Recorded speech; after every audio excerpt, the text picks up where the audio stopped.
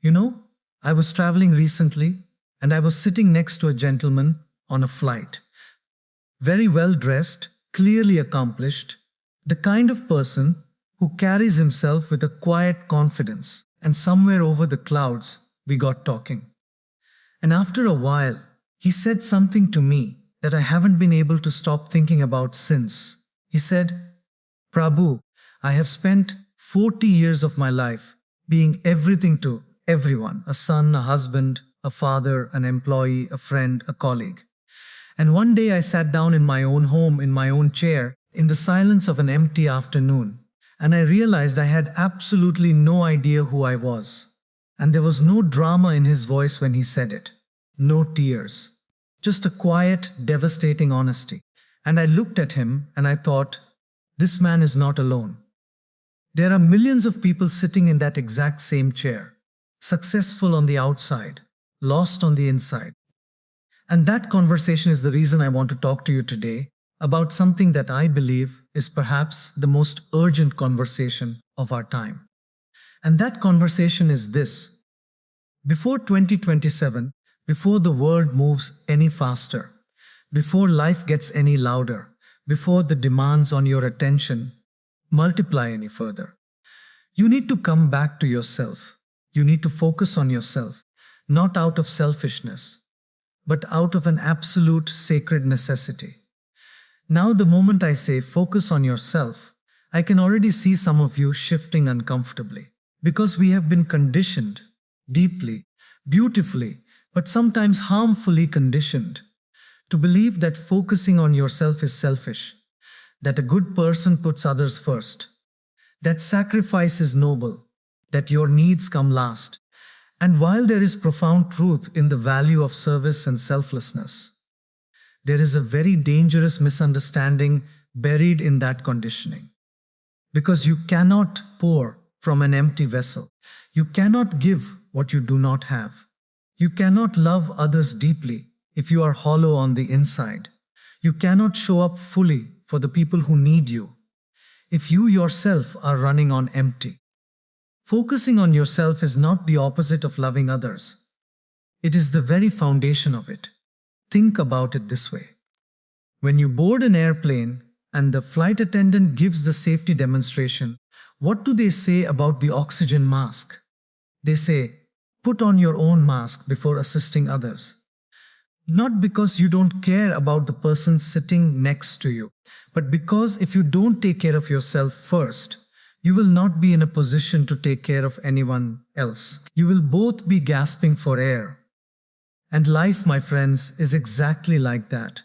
And right now, as we stand at this remarkable and somewhat terrifying intersection of time, the world moving faster than it ever has, technology reshaping everything, relationships becoming more complex, pressures multiplying from every direction, there has never been a more important time to stop, to look inward, and to do the deep, serious, life-changing work of knowing yourself, building yourself, and becoming the fullest version of yourself.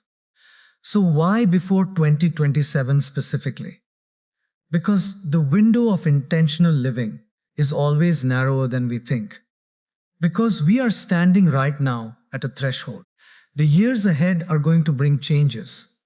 In technology, in society, in the economy, in the very nature of human connection, that will demand more from us than any previous generation has been asked to give. Artificial intelligence is not a future possibility anymore. It is a present reality. The nature of work is changing. The nature of relationships is changing. The way we consume information, the way we process reality, the way we understand ourselves, all of it is shifting beneath our feet. And in the middle of all of that shift, the only anchor you will ever have is yourself, your clarity, your character, your values, your emotional depth, your spiritual foundation.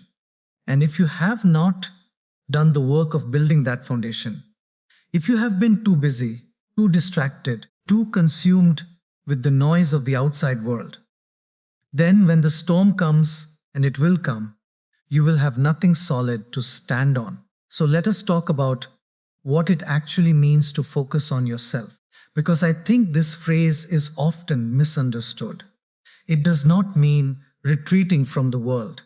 It does not mean becoming indifferent to others. It does not mean spending your days in self-obsession or endless introspection that goes nowhere. Focusing on yourself means doing the deliberate, disciplined, courageous work of self-knowledge, self-development, and self-mastery. It means asking the hard questions that most people are too afraid to ask. It means building the inner infrastructure that allows you to live a life of genuine depth, genuine purpose, and genuine joy. The first dimension of focusing on yourself is knowing yourself. And this sounds simple, but I promise you, it is one of the rarest and most difficult things a human being can do. Most people know what they do. Fewer people know why they do it. And very, very few people know who they are beneath all the doing. The ancient Greeks had a simple but revolutionary instruction carved into the temple of Apollo at Delphi.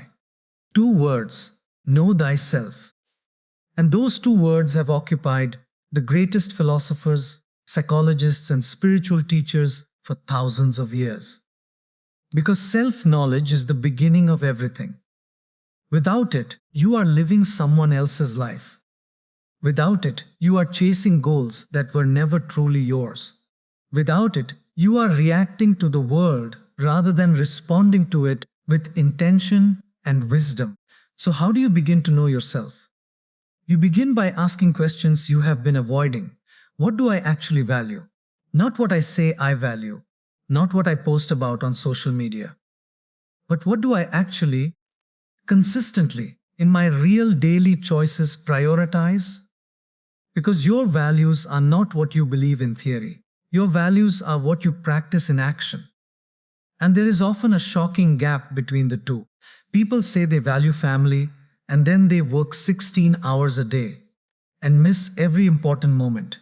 People say they value health, and then they consistently deprioritize sleep, movement, and nourishment. People say they value peace, and then they spend 2 hours every morning scrolling through content that fills them with anxiety and comparison and outrage. The gap between your stated values and your lived values, that gap is where your life is leaking. And before 2027, you need to close that gap. Ask yourself, what are my patterns? Not just the good ones, the difficult ones. The ones you repeat even though you know they don't serve you. The way you shut down in conflict instead of communicating. The way you self-sabotage when things start going well. The way you seek approval from people whose opinion should not matter to you. The way you people please until you are completely depleted and then feel resentful for giving what you were never actually willing to give. These patterns are not character flaws. They are messages. They are your inner world trying to get your attention. And if you ignore them long enough, they will eventually start screaming. They will show up in your health, in your relationships, in that quiet, gnawing sense that something is not right, even when everything looks fine from the outside. So listen to them. Before life forces you to, the second dimension of focusing on yourself is building yourself. And here I want to be very specific. I am not talking about building your resume. I am not talking about acquiring more skills to make yourself more marketable. Those things have their place. But I am talking about building your character, building your emotional intelligence, building your capacity to handle difficulty without falling apart, building your ability to sit with discomfort without immediately reaching for a distraction, building the kind of inner strength that does not depend on external validation. Because the most valuable asset you will ever own is not in your bank account. It is not on your LinkedIn profile. It is the person you are becoming in the silence and the struggle of your private life. One of the most important investments you can make before 2027 is in your mental and emotional health. And I say this with great urgency because we are living through a mental health crisis that nobody wants to fully acknowledge. Anxiety is at an all-time high. Loneliness is at an all-time high. Burnout is at an all-time high. And we keep treating the symptoms while ignoring the root cause. The root cause is that most people have never been given the tools to understand and manage their own inner world. We spend years in school learning mathematics and history and science, all of which are important. But nobody teaches us how to deal with anger. Nobody teaches us how to grieve. Nobody teaches us how to sit with our own thoughts without immediately escaping them. Nobody teaches us how to have a difficult conversation without either attacking or withdrawing. Nobody teaches us how to build boundaries without guilt. And these are not soft skills. These are survival skills. And if you do not develop them, life will be very, very hard. So commit before 2027 to doing whatever it takes to understand your own mind. Read, reflect, seek therapy or counseling if you need it. And please, let us remove the stigma around that. Going to a therapist is not a sign of weakness. It is one of the most courageous and intelligent things you can do. Meditate, not because it is trendy, but because meditation is the practice of becoming familiar with the territory of your own mind. It is sitting down with yourself, without judgment, without agenda, and simply witnessing what is happening inside you. And over time, that practice will give you a kind of clarity and calmness that nothing external can provide. The third dimension of focusing on yourself is protecting yourself. And by this, I mean protecting your energy, your attention, and your time, because these three things are the true currency of your life. You can always make more money. You cannot make more time. You can always find new opportunities. You cannot reclaim a decade of misdirected attention. And in the world we are living in right now, there are more forces competing for your attention than at any point in human history.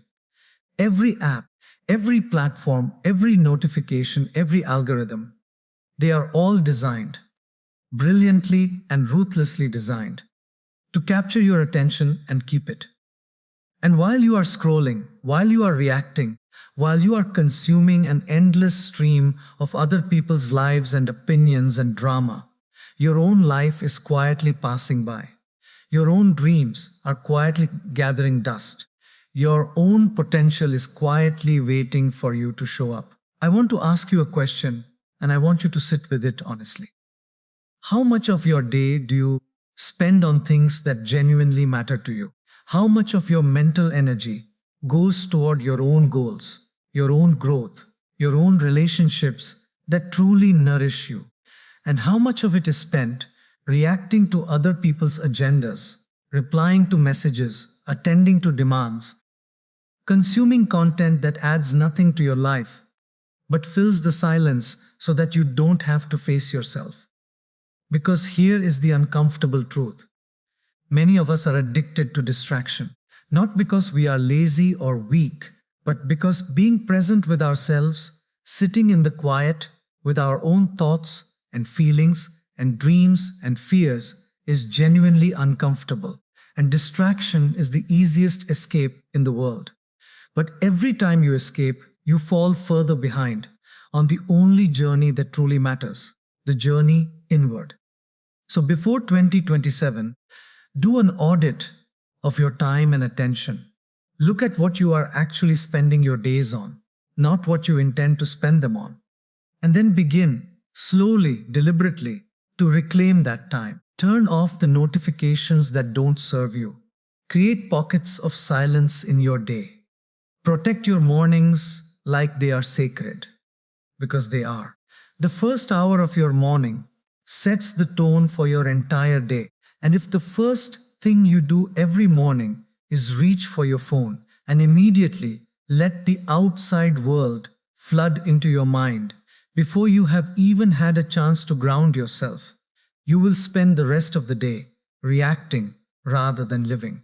The fourth dimension of focusing on yourself is healing yourself. And this is the one that requires the most courage.